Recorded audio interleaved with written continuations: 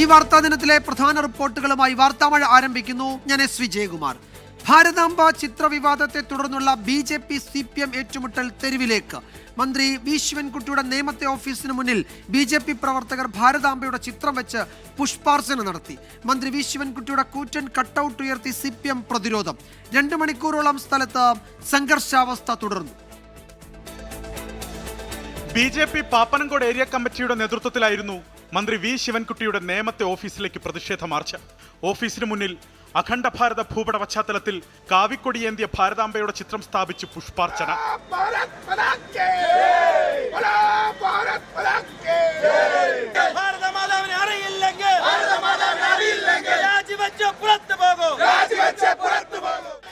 Office പരിസരത്ത് സംഘടിച്ച CPIM പ്രവർത്തകർ തിരികെ മുദ്രാവാക്യം ഉയർത്തി.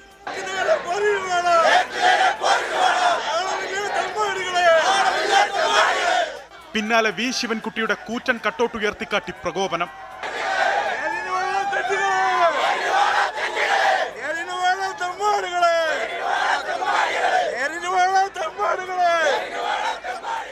കൂക്കി വിളിച്ച BJP പ്രവർത്തകർ ഭാരതാംബയുടെ ചിത്രം തിരികെ ഉയർത്തി തിരിച്ചടിച്ചു.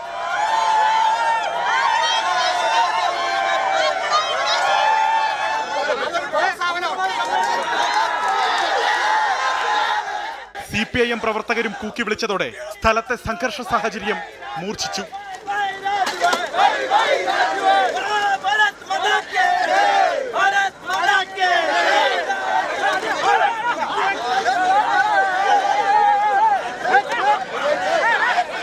സംഘർഷ സാധ്യത കണക്കിലെടുത്ത് വൻ പോലീസ് സന്നാഹമാണ് പാപ്പനംകോട് തമ്പടിച്ചിരുന്നത്. സംഘർഷം ഒഴിവാക്കാൻ പോലീസ് നന്നേ പണിപ്പെട്ടു. സമാന സാഹചര്യം തുടരുമെന്ന് പ്രഖ്യാപിച്ച നേതാക്കളും.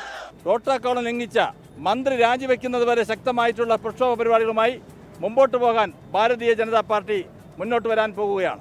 കാവി വസ്ത്രം ധരിച്ച ഒരു സ്ത്രീയുടെ പടമെല്ലാം പൊക്കിപ്പിടിച്ച് ഇതാണ് ഭാരതാംബ എന്ന് പറഞ്ഞാൽ അത് അംഗീകരിച്ചു കൊടുക്കാൻ കേരളത്തിലെ ഇടതുപക്ഷ മനോഭാവമുള്ള നിഷ്പക്ഷമതികളായിട്ടുള്ള ഏതൊരാളും അംഗീകരിക്കില്ല. അതിനെതിരായിട്ടുള്ള വലിയ പ്രതിഷേധം കേരളത്തിലെമ്പാടും ഉണ്ടാവും. പ്രതിഷേധ പ്രകടനം നടത്തിയാണ് ഇരുവിഭാഗവും പിരിഞ്ഞത്. 24 തിരുവനന്തപുരം. കാവിക്കൊടിയേന്തിയ ഭാരതാംബ ചിത്രവിവാദത്തിനിടെ കോഴിക്കോടെത്തിയ വിദ്യാഭ്യാസ മന്ത്രി വി ശിവൻകുട്ടിക്കെതിരെ BJPയുടെ പ്രതിഷേധം.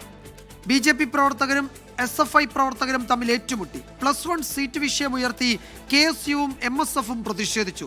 പ്രതിഷേധങ്ങൾ പ്രശ്നമല്ലെന്ന മന്ത്രിയുടെ പ്രതികരണം. പ്രതിഷേധവുമായി BJPയും യുവമോർച്ചയും. തടയാനെത്തിയ SFI പ്രവർത്തകർ. സംഘർഷം, അറസ്റ്റ്. കലുഷിതമായിരുന്നു വിദ്യാഭ്യാസ മന്ത്രി വി ശിവൻകുട്ടിയുടെ കോഴിക്കോട് സന്ദർശനം. മന്ത്രിയെ യുവമോർച്ച പ്രവർത്തകർ കരിങ്കൊടി കാണിച്ചതിന് പിന്നാലെ SFI പ്രവർത്തകരും യുവമോർച്ച പ്രവർത്തകരും തമ്മിൽ സംഘർഷമുണ്ടായി.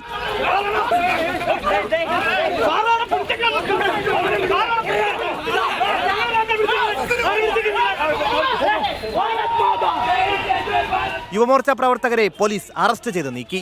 പ്രതിഷേധവുമായി BJP ജില്ലാ നേതാക്കൾ രംഗത്തെത്തി. പിന്നെ പോലീസുമായി വാക്കുതർക്കം. തൊട്ടു പിന്നാലെ മന്ത്രിയുടെ പരിപാടി നടക്കുന്ന സ്കൂളിന് മുന്നിലേക്ക് BJP പ്രവർത്തകർ മാർച്ച് നടത്തി. വിദ്യാഭ്യാസ മന്ത്രിയുടെ കോലം കത്തിച്ചതിന് ശേഷമാണ് പ്രവർത്തകർ പിരിഞ്ഞുപോയത്.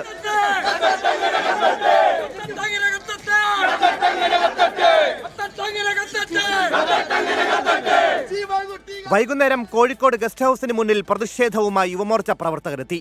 കരിങ്കൊടി കാണിച്ച പ്രവർത്തകരെ പോലീസ് അറസ്റ്റ് ചെയ്ത് നീക്കി. പ്രതിഷേധങ്ങളിൽ മന്ത്രിയുടെ പ്രതികരണം ഇങ്ങനെ: ഞാൻ രാഷ്ട്രീയ പ്രവർത്തനം തുടങ്ങിയതിൻ്റെ നല്ലൊരു ശതമാനം BJP RSSന്റെ പ്രതിഷേധം പിന്നെ അതിജീവിച്ചുകൊണ്ടാണ്. അതുകൊണ്ട് എനിക്ക് അത് പ്രശ്നമല്ല. +1 സീറ്റ് വിഷയം ഉയർത്തിക്കാട്ടി KSUവും MSFും മന്ത്രിക്കെതിരെ പ്രതിഷേധവുമായി രംഗത്തെത്തി. 24 കോഴിക്കോട്. രാജ്ഭവനിലെ ചടങ്ങ് ബഹിഷ്കരിച്ച മന്ത്രി വി ശിവൻകുട്ടിയുടെ നടപടിയിൽ മുഖ്യമന്ത്രിയെ നേരിട്ട് അതൃപ്തി അറിയിക്കാൻ ഗവർണർ. രാജ്ഭവനിൽ നടക്കുന്ന പരിപാടികളിൽ ഭാരതാംബ ചിത്രം ഒഴിവാക്കുമെന്ന് അറിയിച്ചു എന്ന മുഖ്യമന്ത്രിയുടെ വാദം തെറ്റാണ് എന്ന് രാജ്ഭവൻ വൃത്തങ്ങൾ അറിയിച്ചു. ഇന്നത്തെ യോഗാദിന പരിപാടിയിലും രാജ്ഭവനിൽ കാവിക്കൊടിയേന്തിയ ഭാരതാംബയുടെ ചിത്രത്തിൽ പുഷ്പാർച്ചന നടത്തി. ഗവർണറുടെ സുരക്ഷയ്ക്ക് കേന്ദ്ര ഏജൻസികളെ നിയോഗിക്കുമെന്ന വാർത്തകൾ രാജ്ഭവൻ തള്ളി. ഭാരത് സ്കൗട്ട്സ് ആൻഡ് ഗൈഡ്സ് പരിപാടിയിലാണ് മന്ത്രി വി ശിവൻകുട്ടിയുടെ ബഹിഷ്കരണം കഴിഞ്ഞ ദിവസം ഉണ്ടായത്. ചടങ്ങിൽ RSSന്റെ ഭാരതാംബ ചിത്രത്തിൽ ഗവർണർ പുഷ്പാർച്ചന നടത്തിയെന്ന് ആരോപിച്ചായിരുന്നു ബഹിഷ്കരണം. മന്ത്രിയുടെ നടപടി പ്രോട്ടോകോൾ ലംഘനമെന്ന് രാജ്ഭവൻ ചൂണ്ടിക്കാട്ടിയിരുന്നു. ഇനി മുഖ്യമന്ത്രിയെ കാണുമ്പോൾ ഇക്കാര്യത്തിലുള്ള അതൃപ്തി ഗവർണർ നേരിട്ടറിയിക്കും. രാജ്ഭവനിലെ ചടങ്ങുകളിൽ ഭാരതാംബയുടെ ചിത്രം ഒഴിവാക്കാമെന്ന് അറിയിച്ചതായി മുഖ്യമന്ത്രിയും വിദ്യാഭ്യാസ മന്ത്രിയും അവകാശപ്പെട്ടിരുന്നു. ഗവർണർക്കും ബോധ്യപ്പെട്ടു എന്നാണ് തോന്നുന്നത്. കാരണം പിന്നീട് അതിലൊരു വിശദീകരണം വന്നത് ഔദ്യോഗിക പരിപാടികളിൽ ഇത്തരത്തിലുള്ള ഒരു ചിഹ്നവും വെക്കില്ല എന്ന് തന്നെ അറിയിക്കുന്ന നില രാജ്ഭവൻ്റെ ഭാഗത്തുനിന്നുണ്ടായിട്ടുണ്ട്. അത്തരമൊരു പ്രസ്താവന നൽകുന്നതിനിടയായത് ഈ സ്വീകരിച്ച നടപടിയിൽ എന്തോ അപാകതയുണ്ട് എന്ന് അദ്ദേഹത്തിന് തന്നെ ബോധ്യപ്പെട്ടതുകൊണ്ടായിരിക്കുമല്ലോ. ഏതായാലും സർക്കാരിൻ്റെ നിലപാട് വ്യക്തമാണ്. അത് അംഗീകൃത നടപടിക്രമങ്ങളനുസരിച്ച് മാത്രമേ പരിപാടികൾ നടത്താൻ പാടുള്ളൂ. ഓരോരുത്തരുടെയും താല്പര്യത്തിനനുസരിച്ചുള്ള എന്തെങ്കിലും പ്രദർശനം അവിടെ നടത്താൻ പറ്റില്ല. ആർക്കും ഈ സാധ്യത പ്രതീക്ഷിക്കാൻ വേണ്ടി പറ്റില്ലല്ലോ. ഇടയ്ക്ക് അദ്ദേഹം ഗവൺമെൻറ് അറിയിച്ചല്ലോ, ഇനി മേലാൽ ഈ കാര്യം അങ്ങനെ ഉണ്ടാവില്ലെന്ന് അറിയിച്ചല്ലോ. മന്ത്രിമാരുടെ വീടും ഓഫീസും രാജ്ഭവനും എന്നെല്ലാം പറഞ്ഞാൽ അവിടെ ഓരോരുത്തർക്കും ഇഷ്ടപ്പെട്ട ചിഹ്നങ്ങളും ഇഷ്ടപ്പെട്ട പ്രതിമകളും കൊണ്ടുവച്ച് പൂജിക്കാൻ വേണ്ട സ്ഥലമൊന്നുമല്ലല്ലോ. ഇത്തരം ഉറപ്പ് സർക്കാരിന് നൽകിയില്ലെന്നാണ് രാജ്ഭവൻ വൃത്തങ്ങൾ പറയുന്നത്. ഗവർണറുടെ അഡീഷണൽ പ്രൈവറ്റ് സെക്രട്ടറിയും മാധ്യമപ്രവർത്തകരുമായ പി ശ്രീകുമാർ ഇംഗ്ലീഷ് ദിനപത്രത്തിൽ എഴുതിയ ലേഖനമാകാം ഔദ്യോഗിക അറിയിപ്പായി മുഖ്യമന്ത്രി കണക്കാക്കിയതെന്നാണ് രാജ്ഭവൻ വൃത്തങ്ങൾ ചൂണ്ടിക്കാട്ടുന്നത്. രാജ്ഭവൻ ആതിഥ്യമരുളുന്ന ചടങ്ങുകളിൽ ഭാരതാംബയുടെ ചിത്രമുണ്ടാകും. സത്യപ്രതിജ്ഞ പോലെ ഉദ്ഘാടനം ആവശ്യമില്ലാത്തവയ്ക്ക് ചിത്രം വെക്കില്ല. ഔദ്യോഗിക പരിപാടി രാജ്ഭവനിൽ വേണോ പുറത്തു വേണോ എന്ന് സർക്കാരിന് നിശ്ചയിക്കാം. സ്കൗട്ട്സ് ആൻഡ് ഗൈഡ്സ് പരിപാടി സർക്കാർ ചടങ്ങായിരുന്നില്ലെന്നും രാജ്ഭവൻ വൃത്തങ്ങൾ വ്യക്തമാക്കി. News desk 24. അതേസമയം കാവിക്കൊടി ഏന്തിയ ഭാരതാംബ ചിത്ര വിവാദത്തിൽ സംസ്ഥാന BJPക്കുള്ളിൽ ആശയക്കുഴപ്പം. കാവിക്കൊടിക്ക് പകരം ത്രിവർണ്ണ പതാക ഏന്തിയ ഭാരതാംബയുമായി BJPയുടെ ഫേസ്ബുക്ക് പേജിൽ പോസ്റ്റർ പ്രത്യക്ഷപ്പെട്ടു. സംഭവം വാർത്തയായതിന് പിന്നാലെ സെക്രട്ടേറിയറ്റിന് മുന്നിലെ BJP ഫ്ലക്സിൽ ത്രിവർണ്ണ പതാക മാറ്റി കാവിക്കൊടി ഏന്തിയ ഭാരതാംബയുടെ ചിത്രമാക്കി. രണ്ട് പതാകകളെയും ബഹുമാനിക്കുന്നു എന്നാണ് BJPയുടെ വിശദീകരണം. ഗവർണർ ഉയർത്തിവിട്ട ഭാരതാംബ ചിത്ര വിവാദം സംസ്ഥാന സർക്കാരിനെതിരെ തിരിച്ചുവിട്ട BJPക്ക് പക്ഷേ ചിത്രത്തെ ചൊല്ലി ആശയക്കുഴപ്പം. BJP ഫേസ്ബുക്കിൽ പങ്കുവച്ച പോസ്റ്ററിലെ ഭാരതാംബയുടെ കയ്യിൽ കാവിക്കൊടിക്ക് പകരം ത്രിവർണ്ണ പതാക, അഖണ്ഡ ഭാരത ഭൂപടവും അപ്രത്യക്ഷം.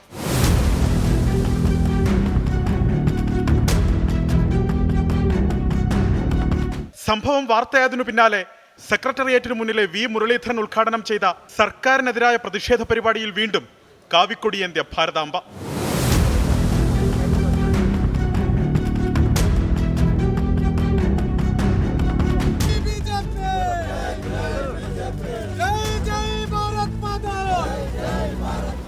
പതാകയെ ചൊല്ലി BJPക്ക് ആശയക്കുഴപ്പമില്ലെന്ന് V മുരളീധരൻ. ചങ്കിൽ ചൈനയുള്ളവരാണ് ഭാരതാംബയുടെ ചിത്രത്തിന് മുന്നിൽ പുഷ്പാർച്ചന നടത്തുന്നതിനെ എതിർക്കുന്നതെന്നും വിമർശനം. BJPക്കകത്ത് ആശയക്കുഴപ്പമൊന്നുമില്ല. BJP ഇവിടെ ഇപ്പോൾ പുഷ്പാർച്ചന നടത്തിയിരിക്കുന്നത് കാവിക്കൊടി ഏന്തിയിട്ടുള്ള ഭാരതാംബയുടെ ചിത്രത്തിലാണ്. ഭാരതാംബയെയും കാവിക്കൊടിയെയും എതിർത്താൽ വരുന്ന തെരഞ്ഞെടുപ്പുകളിൽ ഒരു വിഭാഗത്തിന്റെ വോട്ടുകൾ പെട്ടിയിലാക്കാമെന്ന വ്യാമോഹമാണ് CPIM-നെന്ന് K. സുരേന്ദ്രൻ. ഭാരതാംബയെയും കാവിക്കൊടിയെയും എതിർത്താൽ വരുന്ന തദ്ദേശ തെരഞ്ഞെടുപ്പിലും നിയമസഭാ തെരഞ്ഞെടുപ്പിലും ഒരു വിഭാഗം ആളുകളുടെ വോട്ട് മുഴുവൻ പെട്ടിയിലാക്കാം എന്നുള്ള വ്യാമോഹമാണ് LDF മന്ത്രിമാർക്കും CPM നേതാക്കൾക്കും ഇപ്പോഴുള്ളത്. ഗവർണറുടെ അധികാരങ്ങൾ പാഠ്യപദ്ധതിയിൽ ഉൾപ്പെടുത്തുന്നത് സ്വാഗതം ചെയ്ത കേന്ദ്രമന്ത്രി ജോർജ് കുര്യനും രംഗത്തെത്തി. വിവിധ ബ്യൂറോകൾക്കൊപ്പം 24 തിരുവനന്തപുരം. കാവിക്കൊടിയെ ദേശീയ പതാകയാക്കണമെന്ന് BJP നേതാവ് N. ശിവരാജൻ. വിദ്യാഭ്യാസ മന്ത്രി V. ശിവൻകുട്ടിക്ക് നേരെയും ശിവരാജന്റെ അധിക്ഷേപ പരാമർശം. ദേശീയ പതാകയ്ക്ക് സമാനമായ ഒരു കൊടി വേറൊരു രാഷ്ട്രീയ പാർട്ടി ഉപയോഗിക്കാൻ പറ്റില്ല. കോൺഗ്രസ് വേണമെങ്കിൽ പച്ച പതാക ഉപയോഗിക്കട്ടെ, CPM വേണമെങ്കിൽ പച്ചയും വെള്ളയും ഉപയോഗിക്കട്ടെ. അവർ കാണുള്ള ഹറാമ്. അതുകൊണ്ട് ദേശീയ പതാകയ്ക്ക് സമാനമായ ഒരു പതാക ഒരു രാഷ്ട്രീയ പാർട്ടിയും ഉപയോഗിക്കാൻ പാടില്ല എന്നാണ് എൻ്റെ അഭിപ്രായം. കോൺഗ്രസിൻ്റെ ത്രിവർണ്ണ പതാക ഉയർത്തുന്നത്, ദേശീയ പതാകയ്ക്ക് സമാനമായ പതാക ഉയർത്തുന്നത് നിരോധിക്കണമെന്ന് ആരാധനായ ഇന്ത്യൻ രാഷ്ട്രപതിയോടും ഇന്ത്യൻ പ്രധാനമന്ത്രിയോടും ഞാൻ ആവശ്യപ്പെടുന്നു. പരാമർശത്തിൽ N. ശിവരാജനെതിരെ പരാതിയുമായി കോൺഗ്രസ് രംഗത്തെത്തി. രാജ്യദ്രോഹ കുറ്റം ചുമത്തണമെന്നാവശ്യപ്പെട്ട് കോൺഗ്രസ് പാലക്കാട് ബ്ലോക്ക് കമ്മിറ്റി ജില്ലാ പോലീസ് മേധാവിക്ക് പരാതി നൽകി. ഇന്നത്തെ മറ്റു ചില പ്രധാന റിപ്പോർട്ടുകളിലേക്ക് കൂടി വാർത്താമഴ കടക്കുകയാണ്. വാൽപ്പാറയിൽ പുലി പിടിച്ച 6 വയസ്സുകാരിയുടെ മൃതദേഹം കണ്ടെത്തി. ജാർഖണ്ഡ് സ്വദേശികളുടെ കുട്ടിയെയാണ് വീടിന്റെ വാതിൽപ്പടിയിൽ നിന്ന് പുലി പിടികൂടിയത്. പാറയിടുക്കിൽ നിന്നാണ് 6 വയസ്സുകാരിയുടെ മൃതദേഹ ഭാഗങ്ങൾ കണ്ടെത്തിയത്. പോസ്റ്റ്മോർട്ടത്തിന് ശേഷം മൃതദേഹം വാൽപ്പാറ പൊതുശ്മശാനത്തിൽ സംസ്കരിച്ചു.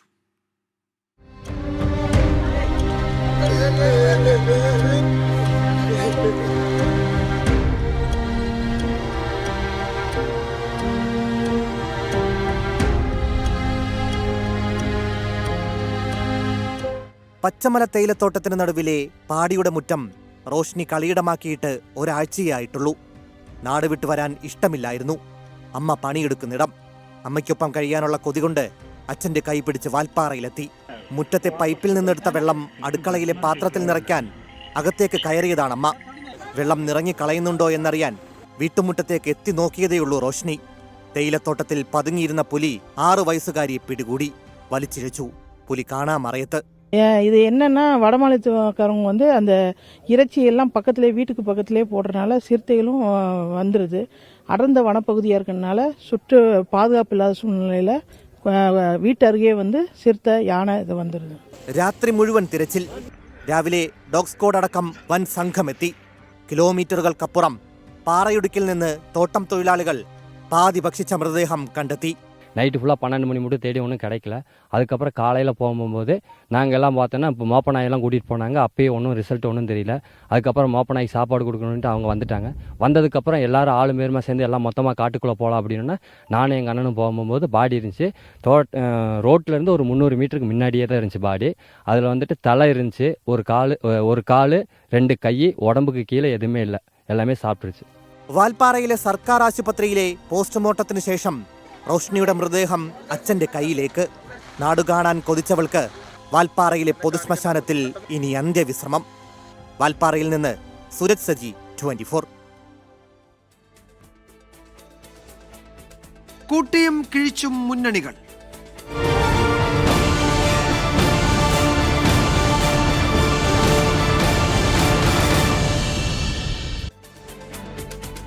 നിലമ്പൂർ ഉപതെരഞ്ഞെടുപ്പിൽ പഞ്ചായത്ത് അടിസ്ഥാനത്തിൽ കണക്ക് കൂട്ടി വിജയപ്രതീക്ഷ ഉറപ്പിക്കുകയാണ് മുന്നണികൾ.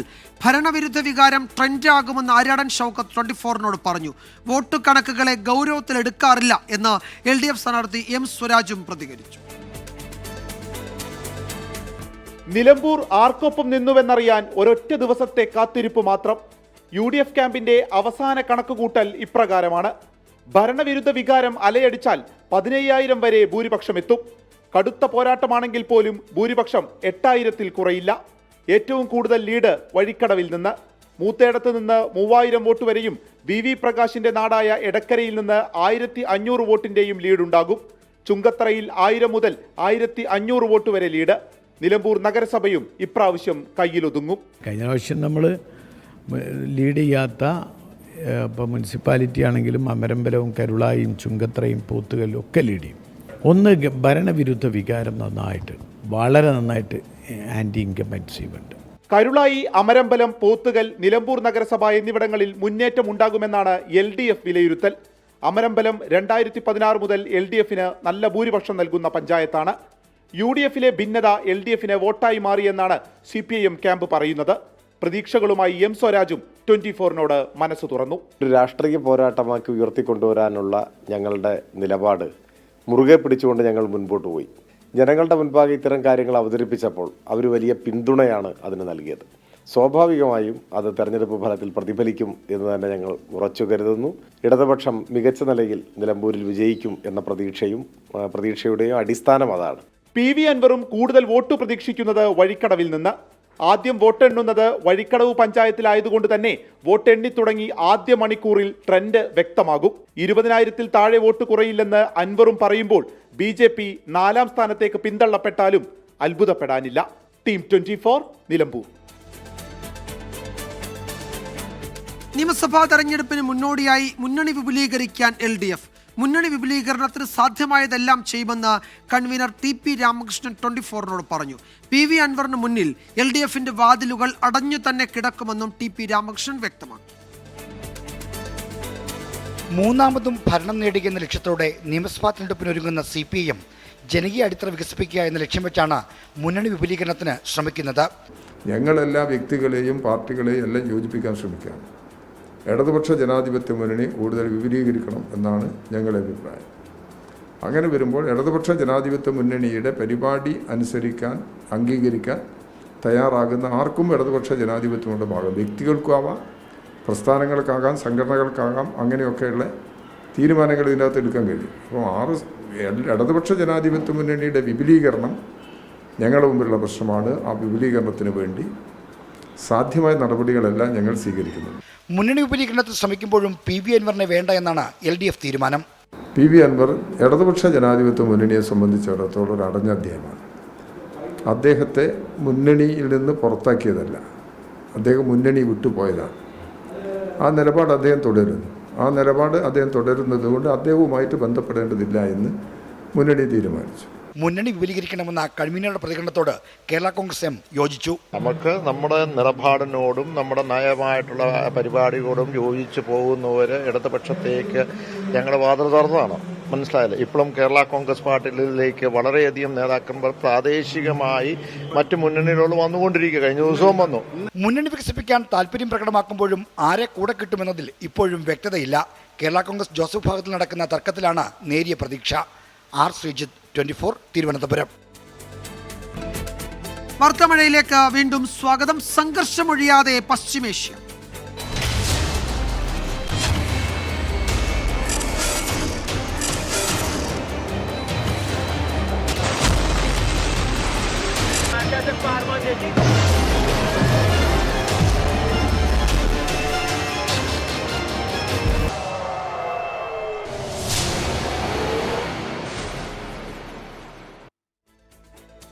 ഇറാൻ ഇസ്രായേൽ സംഘർഷം 9ാം ദിവസവും രൂക്ഷമായി തുടരുകയാണ്. ഇറാനിലെ ഇസ്ഫാഹൻ ആണവ കേന്ദ്രം ആക്രമിച്ച ഇസ്രായേൽ.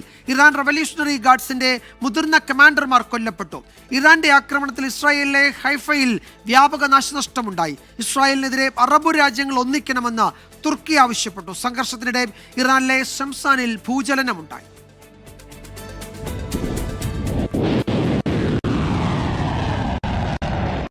ഇറാനിലെ ഏറ്റവും വലിയ ആണവ ഗവേഷണ കേന്ദ്രം സ്ഥിതി ചെയ്യുന്ന ഇസ്ഫാനിലേക്ക് ഇസ്രയേലിന്റെ ആക്രമണമുണ്ടായെന്നാണ് റിപ്പോർട്ടുകൾ.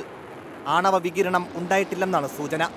ഇറാനിലെ ഖോമിലെ ആക്രമണത്തിൽ ഇറാൻ റവല്യൂഷണറി ഗാർഡ് കമാൻഡറായ സയ്യിദ് ഇസാദി കൊല്ലപ്പെട്ടെന്ന് ഇസ്രയേൽ പ്രതിരോധ മന്ത്രി ഇസ്രയേൽ കട്സ് അവകാശപ്പെട്ടു. IRGC Quds force commander Behnam ഷഹരിയാരിയും കൊല്ലപ്പെട്ടു. പിന്നാലെ തങ്ങൾ വിജയിക്കാൻ പോവുകയാണെന്ന് ഇസ്രയേൽ പ്രധാനമന്ത്രി ബെഞ്ചമിൻ നെതന്യാഹു എക്സിൽ കുറിച്ചു. 2023 ഒക്ടോബർ 7 ആക്രമണത്തിൽ ഹമാസിന് യുദ്ധസന്നാഹം ഒരുക്കിയത് ഇസാദി ആയിരുന്നുവെന്നും കട്സ് ആരോപിച്ചു. ഖോമിലെ ബഹുനില വാസകേന്ദ്രത്തിന് നേരെയുണ്ടായ ആക്രമണത്തിൽ 2 പേർ കൊല്ലപ്പെട്ടു. മധ്യ ഇസ്രയേലിലെ ഹൊളോണിൽ ഇറാന്റെ ആക്രമണത്തിൽ ബഹുനില അപ്പാർട്ട്മെന്റ് കെട്ടിടത്തിൽ തീപിടുത്തമുണ്ടായി. ഇറാനിലേക്ക് പുതിയ ആക്രമണങ്ങൾ ആരംഭിക്കുകയാണെന്ന ഇസ്രയേൽ ഡിഫൻസ് ഫോഴ്സിന്റെ പ്രഖ്യാപനത്തിന് പിന്നാലെയായിരുന്നു ആക്രമണമുണ്ടായത്. സംഘർഷത്തിനിടെ ഇറാനിൽ ഭൂചലനമുണ്ടായി. സെംനാനിലാണ് റിക്ടർ സ്കെയിലിൽ 5.1 തീവ്രത രേഖപ്പെടുത്തിയ ഭൂചലനമുണ്ടായത്. ബഹിരാകാശ നിലയവും മിസൈൽ കോംപ്ലക്സുമുള്ള നഗരമാണ് സെംനാൻ.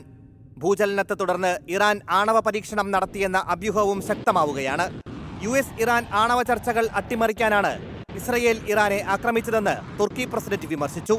ഇസ്രയേലിനെതിരെ അറബ് രാജ്യങ്ങൾ ഒന്നിക്കണമെന്നും തുർക്കി ആഹ്വാനം ചെയ്തു.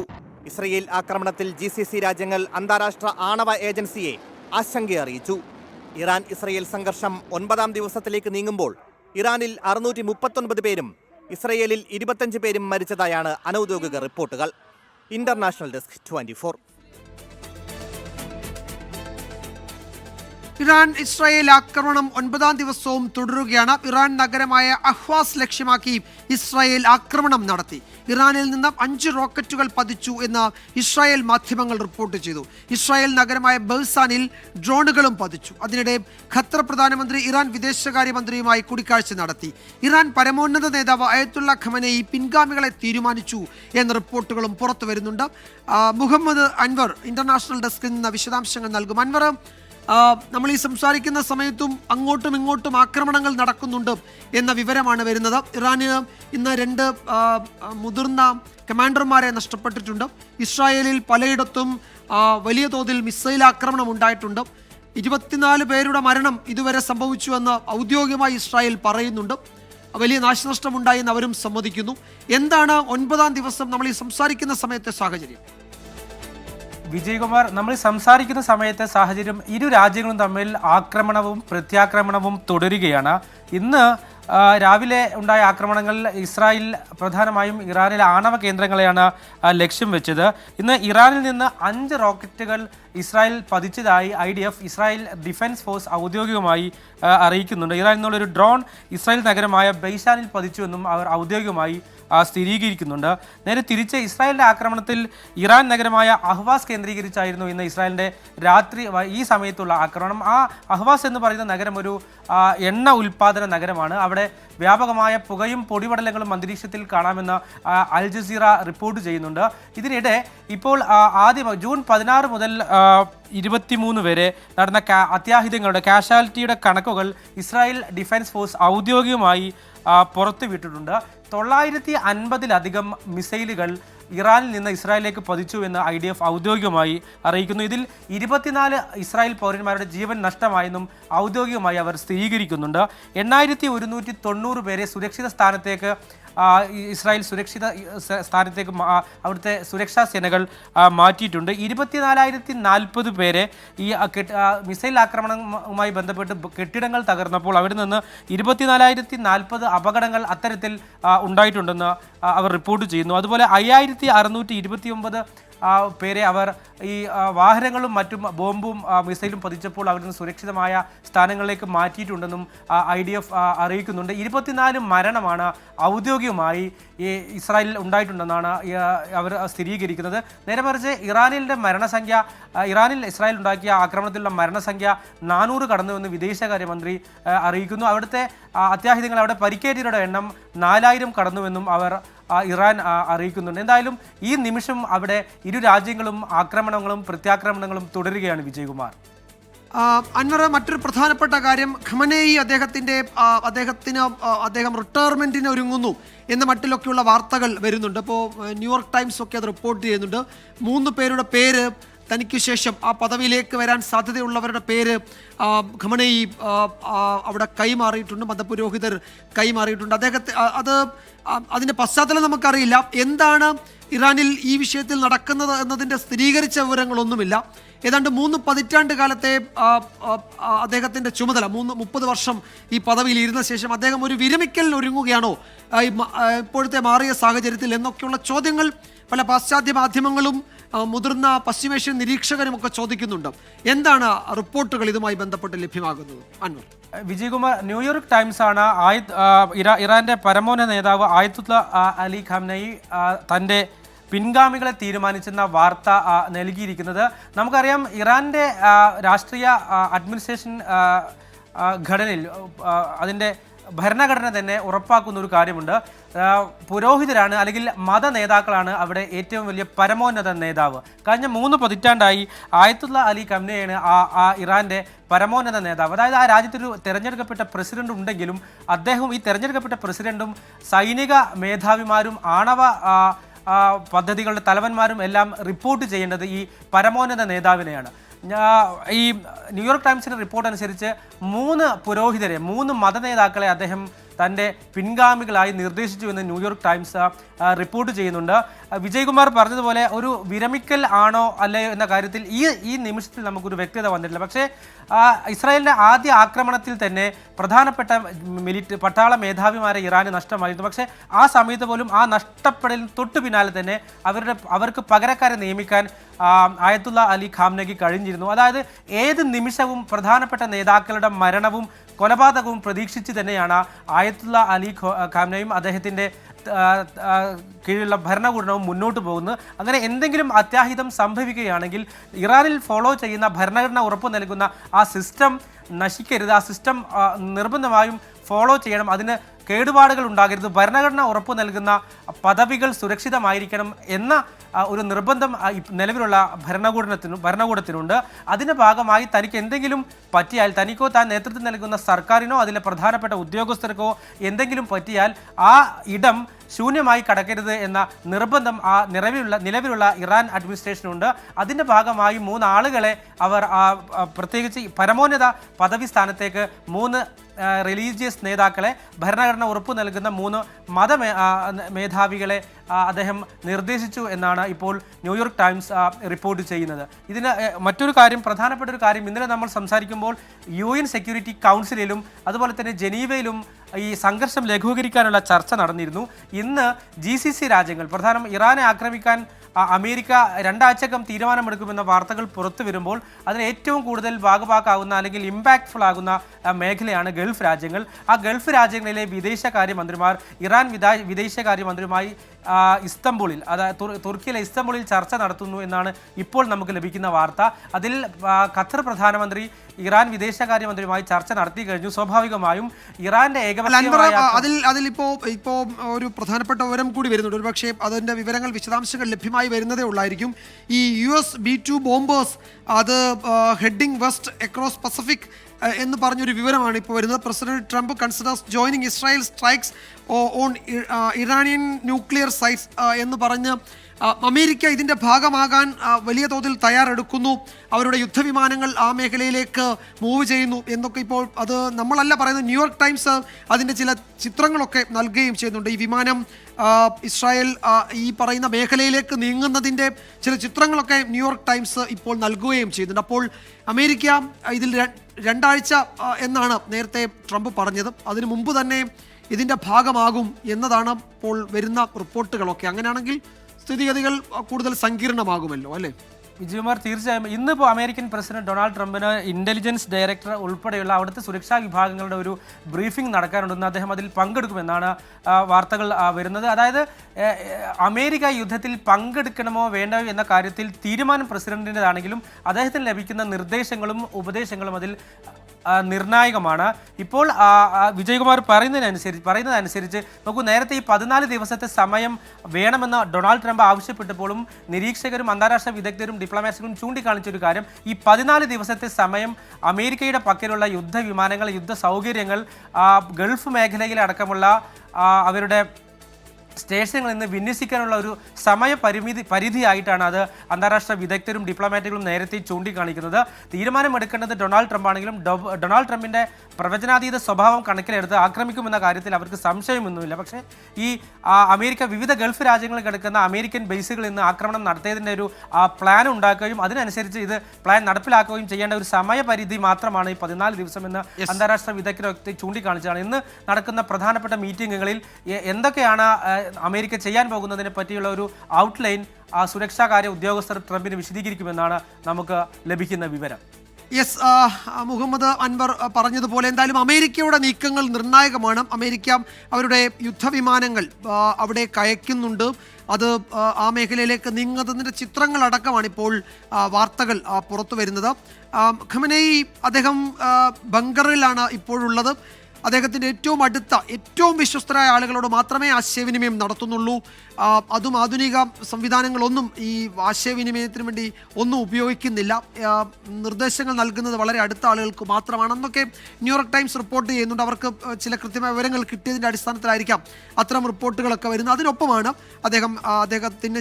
അദ്ദേഹം റിട്ടയർ ചെയ്യുകയാണെങ്കിൽ എന്തെങ്കിലും അപകടം സംഭവിച്ചാൽ ആരാ പദവിയിലേക്ക് വരണമെന്നതിൽ ചില തീരുമാനങ്ങൾ, ചില നിർദ്ദേശങ്ങൾ എടുത്ത് അറിയിച്ചിരിക്കുന്നത് എന്നൊക്കെയുള്ള വിവരങ്ങൾ വരുന്നുണ്ട്. എന്തായാലും ഓരോ ദിവസം ചെല്ലും തോറും അല്ലെങ്കിൽ ഓരോ മണിക്കൂർ ചെല്ലും തോറും സങ്കീർണവും കൂടുതൽ വഷളാവുകയും ചെയ്യുകയാണ് പശ്ചിമേഷ്യയിലെ ഈ സാഹചര്യങ്ങളാകെ എന്നത് വസ്തുതയാണ്.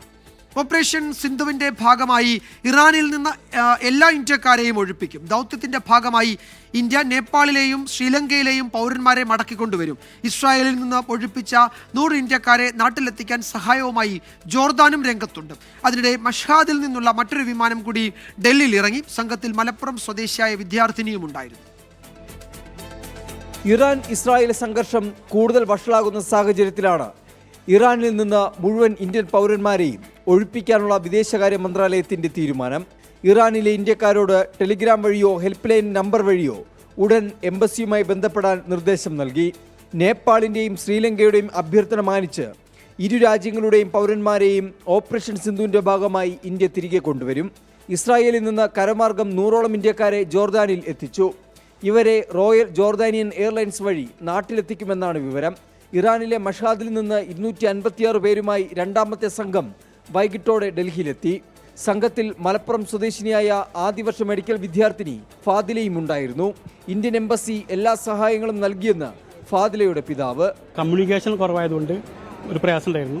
ഒരു ആപ്ലിക്കേഷൻ ഉണ്ട്, അത് പ്രകാരം ഇടയ്ക്കിടയ്ക്ക് കിട്ടും, ഇടയ്ക്ക് ബ്ലോക്ക് ആവും. അത് കാരണം അപ്പോൾ പിന്നെ ഇടയ്ക്ക് ബ്ലാസ്റ്റുകൾ കാണുന്നുണ്ട്, അവരും ഫോട്ടോ അയക്കുന്നുണ്ട്. ഒരു ബുദ്ധിമുട്ടുണ്ടായിരുന്നു. ഇപ്പോൾ തിരിച്ചെത്തിയ സ്ഥിതിക്ക് കുഴപ്പങ്ങളൊന്നുമില്ല. ഒരു സിറ്റിയിൽ വേറെ സിറ്റിയിലേക്ക് പോകുമ്പോഴും ആശങ്കയുണ്ടായിരുന്നു. ചെക്ക് പോയിന്റുകളും കാര്യങ്ങളൊക്കെ ഉണ്ടായത് ആശങ്കയുണ്ടായിരുന്നു. ഒരു ടെലിഗ്രാം ഗ്രൂപ്പുണ്ട്, ഒരു വാട്സപ്പ് ഗ്രൂപ്പുണ്ട്. അപ്പോൾ അതിലൂടെ കാര്യങ്ങൾ അറിഞ്ഞിരുന്നു. അപ്പോൾ അത് ഇന്ത്യയിൽ നിന്നും കൂടി ആകുമ്പോൾ അവർ കിട്ടുന്ന ഇൻഫർമേഷൻ ഇവിടുന്ന് അവർ പാസ് ചെയ്യും. അപ്പോൾ അതുകൊണ്ട് അറിയാൻ കഴിഞ്ഞു. മഷാദിൽ നിന്നുള്ള മൂന്നാമത്തെ വിമാനം രാത്രി 11:30 ഡൽഹിയിലെത്തുമെന്നാണ് വിവരം.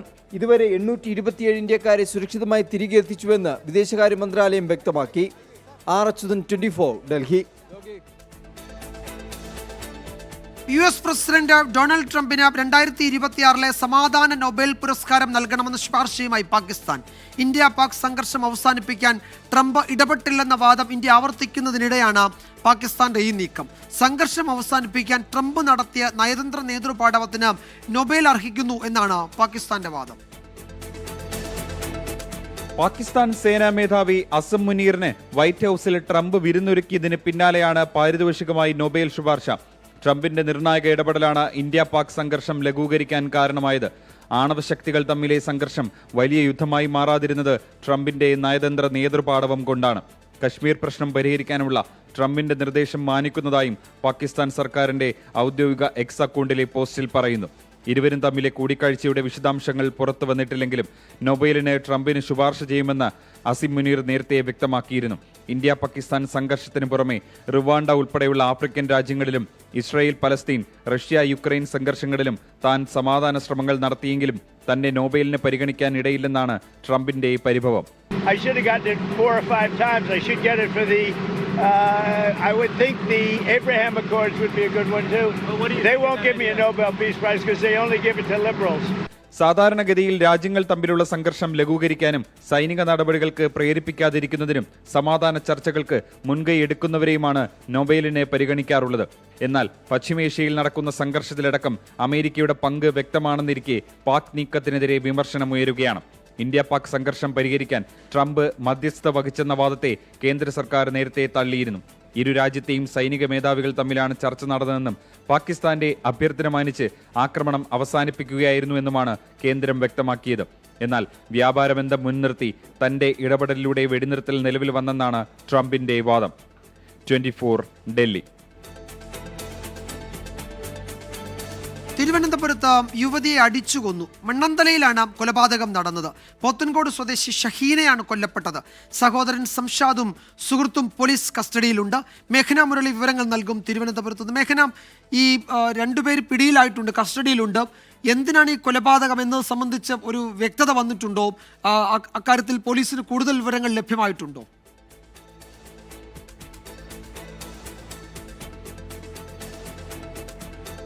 വിജയകുമാർ, ഇതിൽ പ്രധാനമായും എന്താണ് ഈ കൊലപാതക കാരണമെന്ന് വ്യക്തമാക്കാൻ തന്നെയാണ് പോലീസ് ചോദ്യം ചെയ്യൽ തുടരുന്നത്. ആദ്യഘട്ട ചോദ്യം ചെയ്യൽ പൂർത്തിയായി കഴിഞ്ഞു. അതിനുശേഷം വൈദ്യപരിശോധനയ്ക്കായി പ്രതികളെ, അതായത് യുവതിയുടെ സഹോദരന്റെ സുഹൃത്ത് എന്നിവരെ ഇപ്പോൾ പെരൂർക്കട സർക്കാർ ആശുപത്രിയിൽ വൈദ്യപരിശോധനയ്ക്കായി കൊണ്ടുപോയിട്ടാണുള്ളത്.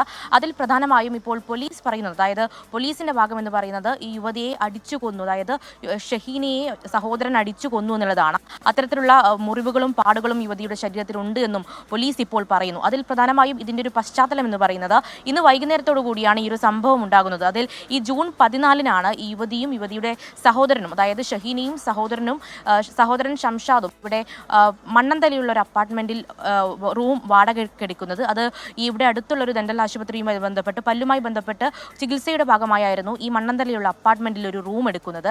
അതിനുശേഷം ഒരു ദിവസത്തേക്ക് റൂം എടുക്കുന്നു. പിന്നീട് ഈ മാസം 24 വരെ റൂം വേണമെന്ന് ആവശ്യപ്പെടുന്നു. കൃത്യമായ രേഖകളടക്കം കൊടുത്താണ് റൂം എടുത്തതെന്ന് അപ്പാർട്ട്മെന്റ് ഉടമ പറയുന്നുണ്ട്. പക്ഷേ എന്തിനാണ്, അതായത് ഇവരുടെ സ്വദേശം എന്ന് പറയുന്നത് പോത്തൻകോടാണ്. പക്ഷേ പോത്തൻകോടുള്ള ഇരുവരും എന്തുകൊണ്ട് മണ്ണന്തല എത്തി ഒരു അപ്പാർട്ട്മെന്റിൽ റൂം എടുത്തു എന്ന കാര്യങ്ങളടക്കം പോലീസ് ഇപ്പോൾ ഒരു സംശയമായി പറയുന്നുണ്ട്. അതിൽ കുറച്ച് സൂചനകളടക്കം പോലീസിന് ലഭിച്ചിട്ടുണ്ട്. പക്ഷേ എന്താണ് ഈ ഒരു കൊലപാതക കാരണം എന്നുള്ളതാണ് പ്രധാനമായും പോലീസ് അന്വേഷിക്കുന്നത്. അതുമായി ബന്ധപ്പെട്ട ചോദ്യം ചെയ്യൽ ഇപ്പോൾ തുടരുകയാണ്. അതിൽ പ്രധാനമായും ഇതിൻ്റെ ഒരു പശ്ചാത്തലം, അതായത് വൈകുന്നേരം ആണ് ഇത്തരത്തിൽ ഈ ഒരു മണ്ണന്തല അപ്പാർട്ട്മെന്റിൽ വെച്ച് 2 റൂമുകളിലായാണ് ഇവർ താമസിച്ചിട്ടുണ്ടായിരുന്നത്. ശേഷം ഈ അപ്പാർട്ട്മെന്റിൽ വെച്ച് ഒരു തർക്കമുണ്ടാകുന്നു. അതായത് ഈ സുഹൃത്തും അതുപോലെ തന്നെ ഈ ഷംഷാദ് സഹോദരനും മദ്യലഹരിയിലായിരുന്നു. അതിൽ ഒരു തർക്കമുണ്ടാകുന്നു. ഈ തർക്കമുണ്ടായെന്ന് ഈ യുവതിയായിട്ടുള്ള ഷഹീനയുടെ മാതാപിതാക്കളെ യുവതി തന്നെ ഫോൺ വിളിച്ച് അറിയിച്ചിട്ടുണ്ട്. അതിനുശേഷമാണ് യുവതിയുടെ മാതാപിതാക്കൾ ഇത്തരത്തിൽ ഈ ഒരു അപ്പാർട്ട്മെന്റിലേക്ക് എത്തുന്നത്. അപ്പോൾ ഈ യുവതി റൂമിൽ നിലത്ത് കിടക്കുന്ന രീതിയിലായിരുന്നു. പിന്നീട് ആംബുലൻസ് വിളിക്കാനടക്കം യുവതിയുടെ മാതാപിതാക്കൾ തയ്യാറാകുന്നു. പക്ഷേ ഈ സഹോദരൻ അതിന് തടഞ്ഞു എന്നടക്കമുള്ള വിവരങ്ങളും ഇപ്പോൾ പുറത്തു വരുന്നുണ്ട്. അതിനുശേഷമാണ് ഇവിടത്തേക്ക്, അതായത് ആശുപത്രിയിലേക്ക് എത്തിക്കുന്നത്. അപ്പോഴേക്കും ഷഹീന മരിച്ചിരുന്നു. അതായത് ഇപ്പോൾ മുറിവുകളുള്ള ശരീരത്തിൽ മുറിവുകളുണ്ട്. അതുപോലെ തന്നെ എന്താണ് ഈ മരണകാരണം എന്നുള്ളത് തന്നെയാണ് പോലീസ് അന്വേഷിക്കുന്നത്. അതിൽ എന്തുകൊണ്ട് പോത്തൻകോട് സ്വദേശികളായവർ മണ്ണന്തല റൂമെടുത്തു, അതുപോലെ തന്നെ എന്തിന് ഇത്രയും ദീർഘകാലം റൂമെടുത്തു എന്ന കാര്യങ്ങളടക്കം ഇപ്പോൾ പോലീസ് അന്വേഷിക്കുന്നു. എന്തായാലും വൈദ്യപരിശോധനയ്ക്കായി കസ്റ്റഡിയിലുള്ള പ്രതികളെ കൊണ്ടുപോയി തിരിച്ചുവരും. അതിനുശേഷമായിരിക്കും തുടർ ചോദ്യം ചെയ്യലുണ്ടാവുക. യെസ്, പോത്തൻകോട് സ്വദേശി ഷഹീനയാണ് കൊല്ലപ്പെട്ടത്. ഷഹീനയുടെ സഹോദരനും അയാളുടെ സുഹൃത്തും പോലീസ് കസ്റ്റഡിയിലുണ്ട്. അപ്പോൾ അതിൻ്റെ ഒരു ചുരുളഴിഞ്ഞിട്ടില്ല. പോലീസ് വളരെ വിശദമായി ചോദ്യം ചെയ്തു വരുന്നതേ ഉള്ളൂ പ്രതികളെ എന്നാണ് മേഘന മുരളി തിരുവനന്തപുരത്തു നിന്ന് റിപ്പോർട്ട് ചെയ്യുന്നത്. വാർത്താമഴ തുടരും ഇടവേളയ്ക്ക് ശേഷം. വാർത്താമഴയിലേക്ക് വീണ്ടും സ്വാഗതം. കണ്ണൂർ കായലോട്ടെ യുവതിയുടെ ആത്മഹത്യയിൽ പോലീസ് ആൺസുഹൃത്തിന്റെ മൊഴി രേഖപ്പെടുത്തി. SDPI പ്രവർത്തകർ മർദ്ദിച്ചെന്ന റഹീസിന്റെ പരാതിയിൽ 5 പേർക്കെതിരെ പോലീസ് കേസെടുത്തു. റസീനയുമായി സാമ്പത്തിക ഇടപാട് നടന്നു എന്ന കുടുംബത്തിന്റെ ആരോപണം റഹീസ് തള്ളി. അതിനിടെ മതരാഷ്ട്രവാദം എന്ന SDPIയുടെ അടിസ്ഥാന ആശയമാണ് സംഭവത്തിന് പിന്നിലെന്ന് CPIM ആരോപിച്ചു. ആത്മഹത്യ ചെയ്ത യുവതിയുടെ മാതാവ് നൽകിയ പരാതി തലശ്ശേരി ASP കിരണിന്റെ നേതൃത്വത്തിൽ പരിശോധിക്കുകയാണ്. ഇതിനിടയിലാണ് യുവതിയുടെ ആൺസുഹൃത്ത് മയ്യിൽ സ്വദേശി റഹീസ് പിണറായി പോലീസ് സ്റ്റേഷനിൽ ഹാജരായത്. വിവാഹ വാഗ്ദാനം നൽകി പീഡിപ്പിച്ചെന്നും 20 പവൻ സ്വർണവും 1.5 ലക്ഷം രൂപയും റഹീസ് യുവതിയിൽ നിന്ന് തട്ടിയെടുത്തെന്നും കുടുംബത്തിന്റെ പരാതിയിലുണ്ട്. 3.5 വർഷം മുൻപ് ഇൻസ്റ്റഗ്രാമിലൂടെ പരിചയപ്പെട്ട റഹീസ് യുവതിയുടെ നഗ്നദൃശ്യങ്ങൾ പകർത്തി ഭീഷണിപ്പെടുത്തിയെന്നും കുടുംബം ആരോപിച്ചിരുന്നു. ഇക്കാര്യങ്ങളിൽ വ്യക്തത വരുത്തുകയാണ് പോലീസിന്റെ ലക്ഷ്യം. അടുത്ത സുഹൃത്തുക്കളെന്നും സാമ്പത്തിക ഇടപാടുകൾ ഉണ്ടായിട്ടില്ലെന്നുമാണ് യുവാവിന്റെ മൊഴി. യുവതിയുമായി കാറിൽ സംസാരിച്ചിരിക്കവേ ഒരു സംഘം ആക്രമിച്ചെന്നും വാഹനത്തിൽ കയറ്റിക്കൊണ്ടുപോയി മർദ്ദിച്ചെന്നും റഹീസ് പോലീസിന് മൊഴി നൽകി. 3 മൊബൈൽ ഫോണുകൾ അക്രമി സംഘം പിടിച്ചെടുത്തെന്നും റഹീസിന്റെ പരാതിയിലുണ്ട്. ഇതിന്റെ അടിസ്ഥാനത്തിൽ 5 SDPI പ്രവർത്തകർക്കെതിരെ പോലീസ് കേസെടുത്തു. പറമ്പായി സ്വദേശികളായ ബഷീർ, റഫ്നാസ്, ഫൈസൽ, സുനീർ, സക്രിയ എന്നിവർക്കെതിരെയാണ് കേസെടുത്തത്. SDPI ഓഫീസിലേക്ക് ആരാണ് കൊണ്ടുപോയത്, ഇവിടെ എന്താണ് നടന്നത് തുടങ്ങി കൂടുതൽ വിവരങ്ങൾ റഹീസിൽ നിന്ന് അന്വേഷണ സംഘം ശേഖരിച്ചു. പെൺകുട്ടിയുടെ ആത്മഹത്യാക്കുറിപ്പിനപ്പുറം പ്രതികൾക്കെതിരെ തെളിവുകൾ ശേഖരിക്കാനും കൂടുതൽ പ്രതികളുണ്ടോ എന്ന് കണ്ടെത്താനും യുവാവിന്റെ മൊഴി നിർണായകമാണ്. SDPIയുടേത് താലിബാന് സമാനമായ പ്രവർത്തനമാണെന്നും മതരാഷ്ട്രവാദമെന്ന ആശയമാണ് ഇത്തരം പ്രവർത്തനങ്ങൾക്ക് പിന്നിലെന്നും CPIM. താലിബാന്റെ മതരാഷ്ട്രവാദികളുടെ അതേ പതിപ്പാണ് ഇവിടെ SDPI നടപ്പിലാക്കാൻ വേണ്ടി ശ്രമിക്കുന്നത്. SDPIക്കാർ മനസ്സിലാക്കേണ്ടത് ഇത് താലിബാന്റെ അഫ്ഗാനിസ്ഥാനല്ല. കേരളം ജനാധിപത്യ രാജ്യമായ ഇന്ത്യയുടെ ഭാഗമായിട്ടുള്ള സംസ്ഥാനമാണ്. പ്രവർത്തകരെ പോലീസ് കള്ളക്കേസിൽ കുടുക്കിയെന്നാരോപിച്ച് SDPI പിണറായി പോലീസ് സ്റ്റേഷനിലേക്ക് മാർച്ച് നടത്തി. 24 കണ്ണൂർ. ഇപ്പോൾ വരുന്ന ഒരു റിപ്പോർട്ടിലേക്ക്. IPL വിജയാഘോഷത്തിന് പ്രത്യേക മാർഗനിർദ്ദേശങ്ങൾ നൽകി BCCI. വിജയാഘോഷം നടത്താൻ BCCIയുടെ അനുമതി നിർബന്ധമാണ്. കിരീടം നേടി ആദ്യ 3-4 ദിവസത്തിനുള്ളിൽ വിക്ടറി പരേഡ് സംഘടിപ്പിക്കാൻ അനുവദിക്കില്ല. 4-5 തലത്തിൽ സുരക്ഷാ പരിശോധന നിർബന്ധമാക്കുമെന്നും BCCI അറിയിച്ചിട്ടുണ്ട്. മുഹമ്മദ് റഹീസ് വിവരങ്ങൾ നൽകും ചെന്നൈയിൽ നിന്ന്. റഹീസ്, ബംഗളൂരുവിലെ ദുരന്തത്തിന്റെ പശ്ചാത്തലത്തിൽ അന്ന് അവിടുത്തെ പോലീസ് അവിടുത്തെ സർക്കാരിനോട് പറഞ്ഞ കാര്യങ്ങൾ ഇതൊക്കെ തന്നെയാണ്. അതിപ്പോൾ BCCI ഒരു മാർഗനിർദ്ദേശം, ഒരു ഗൈഡ് ലൈൻസായി പുറത്തിറക്കിയിരിക്കുകയാണല്ലേ? സെക്രട്ടറി തന്നെയാണ് ഇക്കാര്യം അറിയിച്ചിരിക്കുന്നത്. IPL വിജയാഘോഷത്തിന് പ്രത്യേക മാർഗനിർദ്ദേശങ്ങൾ പുറപ്പെടുവിച്ചിരിക്കുന്നു. അതായത് അവർ തീരുമാനിച്ചിരിക്കുന്നു, അത് ഫ്രാഞ്ചൈസികൾക്ക് ഉടൻ തന്നെ കൈമാറുമെന്നാണ് സെക്രട്ടറി പറയുന്നത്. വിജയാഘോഷം നടത്താൻ BCCIയുടെ അനുമതി നിർബന്ധമാണ്. നേരത്തെ ഈ ചിന്നസ്വാമി സ്റ്റേഡിയത്തിൽ ഇത്തരത്തിലൊരു ആഘോഷം നടക്കുമ്പോൾ BCCIയുടെ അനുമതി തേടിയിരുന്നില്ല RCB. അപ്പോൾ അതിനെ ചൊല്ലി ആ ദിവസം മുതൽ തന്നെ തർക്കം നിലനിന്നിരുന്നു. ആരാണ് ഇത്തരത്തിലൊരു പരിപാടി നടത്താൻ അനുമതി നൽകിയതെന്ന് BCCI സെക്രട്ടറി തന്നെ മുൻപ് ചോദിച്ചിരുന്നു. അതുകൊണ്ട് തന്നെ ഇനി BCCIയുടെ അനുമതി നിർബന്ധമാക്കിയിട്ടുണ്ട്. ഒപ്പം തന്നെ ഈ കിരീടം നേടി ആദ്യ 4 ദിവസത്തിനുള്ളിൽ വിക്ടറി പരേഡ് സംഘടിപ്പിക്കാൻ അനുവദിക്കില്ല എന്നുള്ളൊരു നിർദ്ദേശം കൂടി നൽകിയിട്ടുണ്ട്. നേരത്തെ പോലീസും ഇക്കാര്യം തന്നെയാണ് ബംഗളൂരുവിൽ പറഞ്ഞത്. ഒരു 4 ദിവസം കഴിഞ്ഞ് മാത്രം ഈ ആഘോഷം നടത്തിയാൽ സുരക്ഷ ഒരുക്കാൻ സമയം കിട്ടും, കൃത്യമായ പ്ലാനിംഗ് ഉണ്ടാകുമെന്ന് പോലീസ് പറഞ്ഞിരുന്നു. അതേ നിർദ്ദേശം തന്നെ ഇപ്പോൾ BCCIയുടെ ഭാഗത്തു നിന്ന് ഉണ്ടാകുന്നുണ്ട്. മാത്രമല്ല 4-5 തലത്തിൽ സുരക്ഷാ പരിശോധന നിർബന്ധമാക്കിയിട്ടുണ്ട്. ജില്ലാ ഭരണകൂടത്തിന്റെയും സംസ്ഥാന പോലീസ് മേധാവിയുടെയും അനുമതിയും ഇക്കാര്യത്തിൽ നിർബന്ധമാക്കിയിട്ടുണ്ട്. ഫ്രാഞ്ചൈസികൾക്ക് ഉടൻ ഇത് സംബന്ധിച്ചുള്ള അറിയിപ്പ് നൽകാനാണ് BCCIയുടെ തീരുമാനം. ഒപ്പം ഇത് ഓരോ ഫ്രാഞ്ചൈസി മെമ്പേഴ്സും ഈ ടൂർണമെന്റിന് തുടക്കത്തിൽ സൈൻ ചെയ്യുന്ന ഒരു ഡോക്യുമെന്റ് ആക്കി കൂടി ഇതിനെ മാറ്റുകയും ഒപ്പം അത് ടീമുകളുടെ തുടർ പ്രവർത്തനത്തെ ബാധിക്കുന്ന തരത്തിൽ ഏതെങ്കിലും ഘട്ടത്തിൽ ഇത്തരത്തിൽ ആൾക്കൂട്ടമുണ്ടാകുന്ന നടപടികൾ ഒരു ടീമിന്റെ ഭാഗത്ത് നിന്ന് വന്നാൽ അത് പിന്നീട് ടീമിന്റെ നിലനിൽപ്പിനെ തന്നെ ബാധിക്കുന്ന തരത്തിലേക്ക് മാറ്റാനാണ് BCCI ആലോചിക്കുന്നത്. എന്തായാലും കർശന നടപടികളുമായിട്ടാണ് മാർഗനിർദ്ദേശവുമായിട്ടാണ് ഇപ്പോൾ BCCI മുന്നോട്ട് വന്നിരിക്കുന്നത്. വിജയകുമാർ. യെസ്, നേരത്തെ ബംഗളൂരുവിലെ ആ പ്രശ്നമുണ്ടായപ്പോൾ, അവിടെ സ്റ്റേഡിയത്തിൽ ദുരന്തമുണ്ടായപ്പോൾ അന്ന് തന്നെ റിപ്പോർട്ടുകൾ വന്നതാണ് 2-3 ദിവസം കഴിഞ്ഞ് വിക്ടറി പരേഡ് നടത്താവൂ എന്ന് അവിടുത്തെ പോലീസ് അവിടുത്തെ സർക്കാരിനോട് പറഞ്ഞതാണ്. പക്ഷേ അവിടെ രാഷ്ട്രീയ ഇടപെടൽ, രാഷ്ട്രീയ സമ്മർദ്ദം ഉണ്ടാവുകയും ആ ദിവസം തന്നെ വിക്ടറി പരേഡ് നടത്തുകയും ചെയ്തതാണ് ഈ ദുരന്തത്തിൽ കലാശിച്ചതെന്ന് പിന്നീട് കണ്ടെത്തിയിരുന്നു. അതിൻ്റെയൊക്കെ പശ്ചാത്തലത്തിലായിരിക്കാം ഇപ്പോൾ ഈ മാർഗനിർദ്ദേശങ്ങൾ, ഒരു ഗൈഡ് ലൈൻസ് തന്നെ BCCI പുറത്തിറക്കിയിരിക്കുന്നത്. ഈ റിപ്പോർട്ടോടെ വാർത്താമഴ അവസാനിക്കുന്നു. നാളെ വീണ്ടും കാണാം. ശുഭരാത്രി.